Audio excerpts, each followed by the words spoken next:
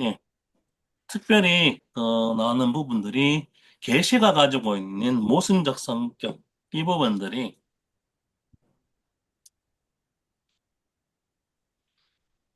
좀 계속 강조되고 있는 것 같아요. 그래서 어찌되었건 계시는 육신이 되어야지 어떻게 보면 하나님의 뜻이 증거가 되죠. 그래서 인간의 모습을 취하는 형태가 된다.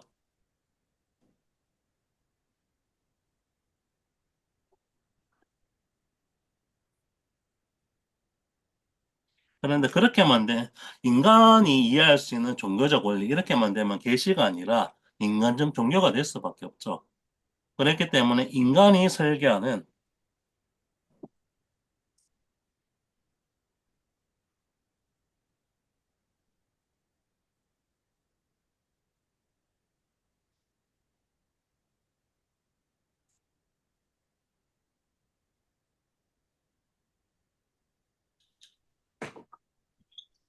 인간에게 배척되는 부분들이 있다. 그리고 그런 배척되는 요소들이 그러니까 하나님의 뜻과 하나님의 때라는 그 측면, 인간의 모습으로만 취할 수 없는 그런 하나님만의 영역이라는 부분들이 분명히 존재하는 것들. 이런 부분들이 있다라는 그 모습들. 그것 때문에 오히려 어떻게 보면은 그 빛이 전해지면은 빛을 반가워하는 것이 아니라 그 세상은 빛을 미워하게 될 수밖에 없다라는 이 계시가 오히려 어떻게 보면은 사람들에게 혼란을 주기만 한다라는 그 측면들. 근데 그거는 또한 완전히 그렇게만 되면은 이해될 수 있는 영역들 이런 부분들이 없기 때문에 인간의 모습으로 취해지고 그리고 겸손함으로 하나님의 뜻에 순종하는 자들에게는 그것이 계시되어 증거된다라는 그런 측면들이 조금 더 나와 있는 부분들이 있었고요.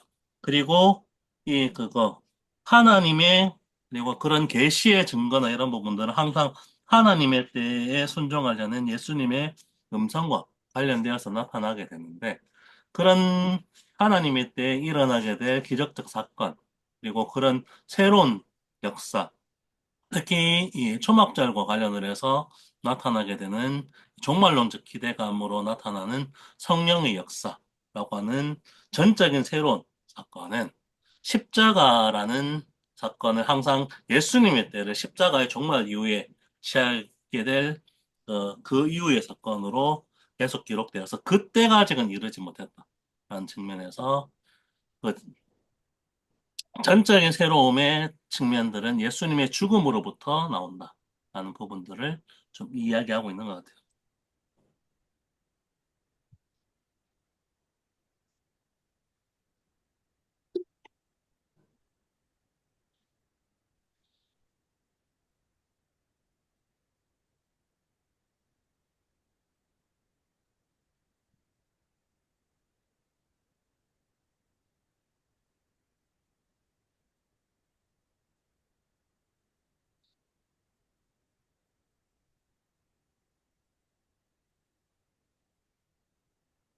음, 크게 보면은 그 두 가지가 좀 얘기가 된 것 같습니다.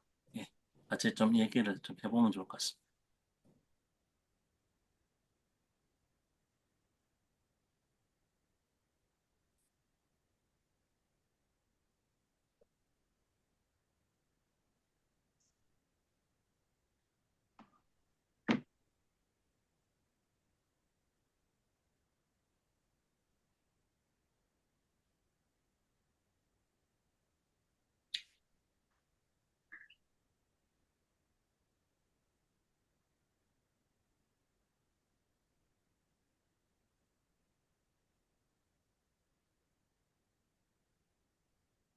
저는 예수님께 오지 않고서는 하나님의 자기 계시를 받을 방법이 없다. 음, 이 내용에서 예수님께 오라 하는 말, 이 온다는 것은 사실상 사람들이 예수님께 이끄시는 하나님의 사역이다. 하나님의 부르심을 받고 순종하는 자들은 그들의 진리를 접하고 있으면 안다. 이것을 증명할 수는 없고 증거할 수 있을 뿐이다. 이게 무슨 말이죠? 이 신학적인 영역이 아니라는 거 아닌가, 이거? 그리고 예수님에게 간다라는 이런 말들이 우리가 무언가를 한다라는 그 의미가 아니라 하나님, 전적으로 하나님에 의해서 달려진 사건이라는 부분들을 조금 설명하고 있는 것 같아요. 그렇기 때문에 이거는 우리가 인간적인 노력으로 뭔가 증거해서 증명할 수 있고 증명할 수 있고 이런 것들이 아니라 그렇게 어떻게 뭐 하나님의 사건이 일어났었을 때 그거를 증거만 할 수 있을 뿐이다라는 그 측면들이 얘기가 되었다. 결국 계시라는 저는, 측면에서 이건 하나님의 영역이라는 부분들을 관련을 해서 설명되는 내용인 것 같아요. 그것은 그 지난주에 저희가 했던 내용하고 좀 비슷한 내용들인 것 같다는 생각이 드는데, 지난주에 저희 할 때도, 우리가 뭐 기도를 하고 또는 뭐라 해야 되나, 여러 가지 선교 활동을 하고, 뭐, 많은 종교적인 활동을 해서 하나님의 뜻을 이해하고 받아들이고, 하나님의 사람이고자 노력을 하지만, 그게 아무 의미가 없을 수 있다. 결국 내가 선택하고 내가 노력하는 게 아니고, 하나님이 선택한다. 내려주는 것이다. 하늘에서 내려온 떡, 저번에 하늘로부터 온 떡, 뭐 이런 거 하면서 그런 이야기 저희 했었던 것 같거든요. 그 부분하고 지금 오늘 방금 설명해 주셨던 게, 어, 거의 같은 이야기인 것으로 저는 좀 이해가 되거든요. 그러니까 하고자 하는 이야기는 다르기는 한데, 얘기로는 약간 그런 것 같아서 방금 여쭤봤었던 거, 증거만 될 수가 있다. 증명할 수 없다라는 게 우리가 뭘 어떻게 해서 되는 게 아니라는 그 이야기를 하는 게 맞나요? 예, 아니, 이게 수동태의 능력도 그것도 아니고, 능동태도 아니고, 뭐라고 해야 됩니까?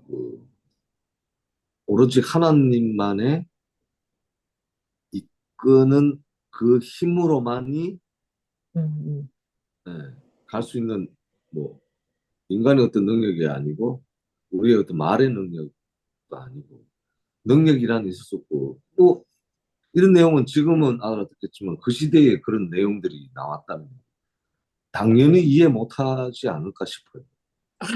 계시 지금, 네가 왜 계시를 하느냐? 어? 맞죠? 음, 니뭐 하는 사람이냐? 네가 뭐 왜 안식일에 왜 사람을 고치고 하느냐? 그런데 그게 또 예수님은 그 또박또박 그걸 또 반박을 하시네. 누구가 할례를 받는 것도 안식일 하지 않느냐. 생명이 태어나는 것도 뭐 안식일 피해갖고 뭐 생명을 태어나게 하는 것도 아니고 생명이지 뭐 목적은 죽음이 아니고 생명을 이루는 건데 전체적으로 통합은 돼 있다 하는데 이걸 과연 누가 이거를 그 시대 때 아니면 지금 이 시대 때 이해가 되겠냐는 거죠. 그것도 이해 능력이 아니라는 거잖아요. 지금. 음. 네. 여기서 그때 의문이 똑같이 몇 세기를 지나서 20세기를 지나서 또 의문. 음, 네. 그 의문을 못 풀어서 그 인류들이 죽고 나면서 계속 이거를 이해하려고 했던 거, 네. 참 신기하네요. 예, 계속 얼토당토 안 한 이야기인데 그걸 20세기에 사람들이 그걸 위해서 음, 아직까지도 그 의문을 평생을 지고 가는 사람들이 많고 그 견인되어 간다는 건 견인이겠죠. 견인. 예, 그 그렇죠. 뜻이는 견인이겠죠. 좀 신기하네요. 예, 여기서도 지난번 내용하고 좀 좀 주로 계속 많이 반복되고 있는 부분들이 계시와 종교가 계속 대비되고 있는 것 같아요. 그래서, 그러니까 하나님이 계시는 인간이 추구하는 종교. 이게 진짜로 어떻게 보면 전통의 형태든 어떤 식으로든 그거 기독교라고 얘기될 수 있는 여기서 그 사례로 당대 유대인들을 대표로 얘기를 하고 있는 것이죠. 하나님의 말씀 받은 이스라엘 백성들이 전통으로 지켜왔던 그런 것조차도 계시의 측면에는 계속 부딪힐 수밖에 없다라는 이런 부분들을 얘기하고 있고, 예, 그래서 어떻게 보면 이 계시의 영역이라는 부분들은 인간이 무언가 지혜로 얘기해서 내다오는 부분들이 아니라 하나님이 증거하신 부분들을 순종함으로써만 받을 수 있을 뿐이다. 라고 얘기되는 부분들. 그리고 그 계시는 그거. 그런데 계시가 안 되면은 알 수가 없죠. 그러니까 인간의 언어로 육신화되어야 되죠. 그러니까 그게 말씀이 육신이 된다는 의미인데, 근데 그렇게 육신화된 영역들이, 그거, 인간의 추구하는 종교적 열망이라든지 이런 것과 항상 교치되는 그 측면이 있기 때문에 위반이 일어날 수밖에 없다. 하지만 이거는 하나님의 자기 증거이기 때문에 그 자기 증거에 대한 어떻게 보면 순종함을 가진 하나님으로부터 온 사람들. 이 사람들은 이것을 오히려 믿고 순종함으로 나아가게 된다. 라는 이 역설, 이 부분들이 여기서도 좀 반복이 좀 많이 되었던 것 같고요. 조금 새로운 부분들은 그 하나님의 때라는 부분들을 성령의 계시라는 그 측면, 예수님이 어떻게 보면 초막절의 그 사건이라는 부분들을 그 그 구약 성경에 나와 있는 물에 대한 이미지를 통해서 얘기를 하고 있다는 부분. 그런데 이거는 그 뒤에 나오는 내용에서 조금 더 자세히 나올 것 같고, 오늘은 그 맛보기로서 어떻게 보면 예수님이 어, 자기 자신에게 목마르거든 내게로 오라 마시라고 하는 이 내용들을 선보셨다라는 그 내용들이 조금 더 추가되어 있는 것 같습니다.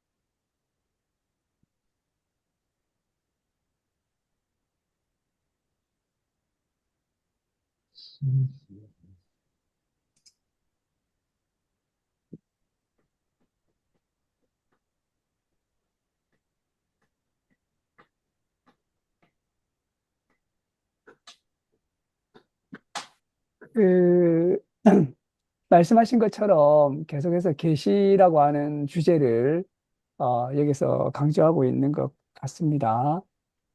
그런데 이제 130쪽에 보게 되면 뉴 비긴이 그 계시의 핵심 문제를 그 세 가지로 이야기를 하고 있는 것 같아요. 한 가지는 세상의 미움, 그리고 예수님의 때, 그리고 이제 그분이 올라가신다는 의미, 이 세 가지를 이야기하고, 첫 번째는 우리가 많이 이야기를 한 것 같습니다. 하나님의 참 계시의 표식은 세상에 의해서 배척을 당하게 된다. 어, 앞에서 말씀하신 것처럼 계시가 가지고 있는 모순적 성격과 말씀이 육신이 됨으로써 또 이제 인간적인 성향과 배치됨으로써 계시는 위기를 불러일으키는 거죠. 그리고 배척되고 심지어 이제 계시이신 예수님을 하나님의 계시를 죽이고자까지 하는 데까지 가게 되는 이런 세상의 미움, 이런 이제 그 위기, 긴장, 이런 이야기를 이제 우리가 앞에서 많이 했던 것 같고요. 그두 번째는 이제 때인데요. 예수님의 때. 그러면서 굉장히 흥미로운 이야기를 하는데 세상의 때는 이제 그 세상의 시간이라고 하는 것은 끝없고 무의미한 시간이라고 하는 겁니다. 그러니까 이제 그 환상을 추구하면서 지혜와 의를 자기 소유로 삼으려고 하는 어떻게 보면 끝없고 무의미한 시간이 이 세상이 가지고 있는 시간인데 이제 새로운 시간이 온다는 거죠. 바로 이제 이런 이제 새로운 시간이 오고 이 새로운 시간이 예수님의 시간과 대결하고 있다는 거죠. 바로 이 새로운 시간은 하나님이 통치하는 시간이 이제 도래한다는 거죠. 그리고 이제 이 새로운 어떻게 보면 이제 이 예수님의 때라고 하는 이것은 또 언제 확정이 되냐면 아버지께로 올라간다는 건 요한복음에서는 십자가에 달리는 거니까. 그래서 이제 그 공간복음서에서 십자가 이후에 부활이 있고 하늘로 올라가고 승천하는 게 아니라 요한복음에서는 십자가 그 자체가 이제 하늘로 올라가는 거죠. 이런 이제 이 계시의 그 이 세 가지 측면, 이거를 좀 이렇게 그 강조하고 있는 것이 조금 이렇게 두드러지게 보이는 부분이 아닌가 이런 생각이 좀 듭니다. 네.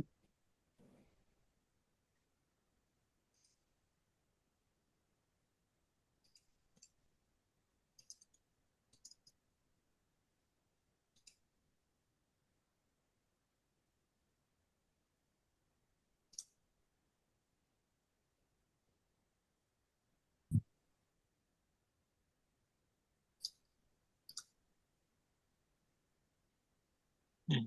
이 새로운 시간의 의미가 아까 얘기했던 그 성령의 나타남이라는 그 네. 너희는 와서 물로 마시라고 얘기하는 이 부분하고도 관련을 해서 쭉 부각이 되고 있고 그 사건 이후에 사실 신약의 시작을 보통 그냥 지금 역사상으로 BC와 AD로 해서 그냥 예수님의 탄생으로 보는데 요한복음에서는 그 새로운 시간의 출발을 예수님의 죽음의 때로 상정하고 있는 거죠. 그리고 그래, 참, 이제 이게, 어, 언뜻 듣기에는 참 아까 이제 박종화 집사님도 말씀하셨지만 기가 막힌 이야기처럼 들릴 것 같아요. 모든 것이 뭐에 달려 있냐면 나사렛에서 태어난 목수, 사람들의 눈에 보기에는 마리아와 요셉의 아들인데, 우리 다 알고 있는 사람인데, 이분이 누구냐는 것에 달려 있다는 거죠. 어, 그래서 이분한테 오지 않으면 하나님께로 갈 방법이 없어요. 그러니까. 예수님께로 오지 않고는 하나님의 계시를 받을 방법이 없어요. 그러니까. 이분이 하나님의 계시이기 때문에. 그래서 이제 전도자들은 예수님께 가십시오. 예수님께 오십시오. 이렇게 말하는데, 온다는 것이 또 이제 하나님께 달려 있다는 거죠. 그러니까. 하나님이 이끌어 주시지 않으면 또 예수님께 와서 이렇게 될 수도 없다는 거죠. 예수님께 간 사람은 이제 계시와 진리를 만나게 되는데, 이건 또 객관적으로 증명이 안 되고, 증언될 수 있을 뿐이라는 이런 이제 그 말을 하고 있는 거죠. 그러니까 요한복음 전체가 계속해서, 이제 예수님이 이제 누구신가라고 하는, 어, 이 이제 문제가 우리의 모든 것, 이 세상의 모든 것, 이 모든 것을 결정하는 이제 하나의 굉장히 중요한 부분으로 이렇게 이야기를 하고 있지 않은가 이런 생각이 좀 듭니다. 네. 네, 일단 혹시 더 아, 추가적인 얘기가 있나요?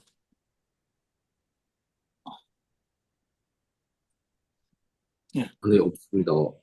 없으면은 예, 지금 한 53분인데 55분으로 보고 한 11시 5분에 다시 음. 시작하는 것으로 하겠습니다.